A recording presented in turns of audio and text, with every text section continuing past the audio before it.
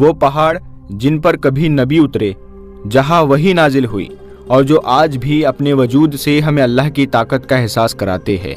वो पहाड़ जिनके दरमियान एक माँ अपने बच्चे के लिए पानी ढूंढती हुई दौड़ रही थी, तो अल्लाह तबारक व तआला ने ता क़यामत तक हर एक मुसलमान को वहाँ दौड़ने की इजाज़त दे दी।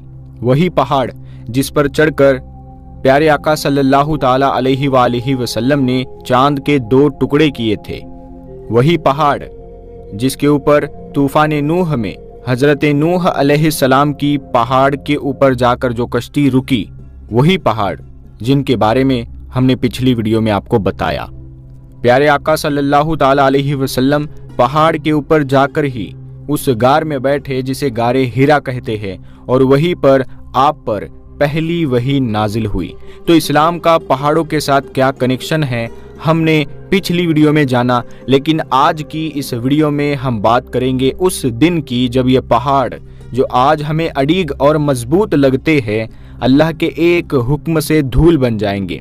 इन पहाड़ों के साथ कयामत के दिन क्या होने वाला है, कैसे ये रुई की तरह उड़ते नजर आएंगे, कैसे ये पिघल जाएंगे जैसे पिघली हुई धातु। दोस्तों, आज की ये वीडियो आपके दिल को हिला देगी और आपको अल्लाह की कुदरत का वो पहलू दिखाएगी जो शायद आपने कभी सोचा भी नहीं होगा। तो जुड़िए हमारे साथ इस सच्चाई को जानने के लिए जो आपके ईमान को और मजबूत कर देगी। प्यारे दोस्तों, हदीस शरीफ में हमें एक बहुत अहम निशानी बताई गई है।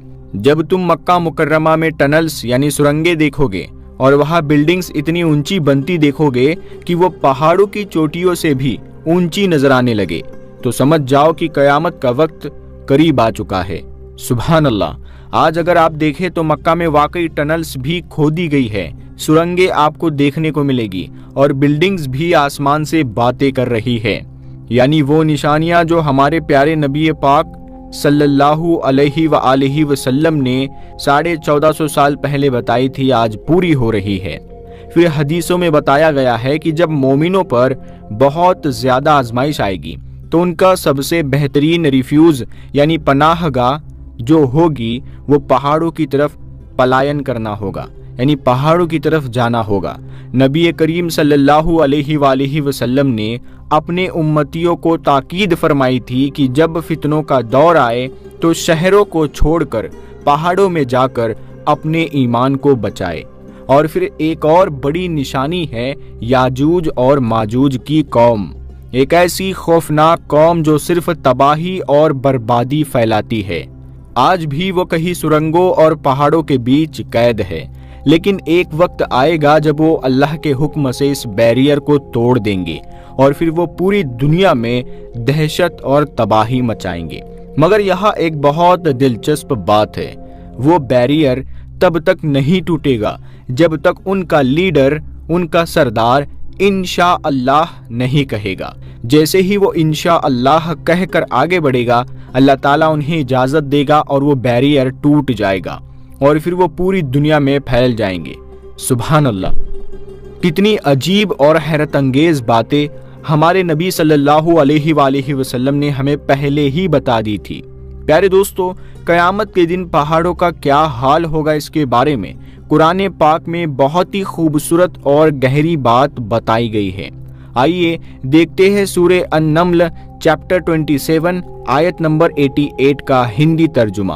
तुम पहाड़ों को देखोगे तो तुम्हें लगेगा कि ये जमे हुए हैं, हिल नहीं रहे, लेकिन असल में ये बादलों की तरह चल रहे होंगे। ये अल्लाह की वो कारीगरी है, ये कुदरत है जिसने हर चीज को बड़े ही खूबसूरती से बनाया है। बेशक अल्लाह हर उस चीज से खबरदार है जो तुम करते हो।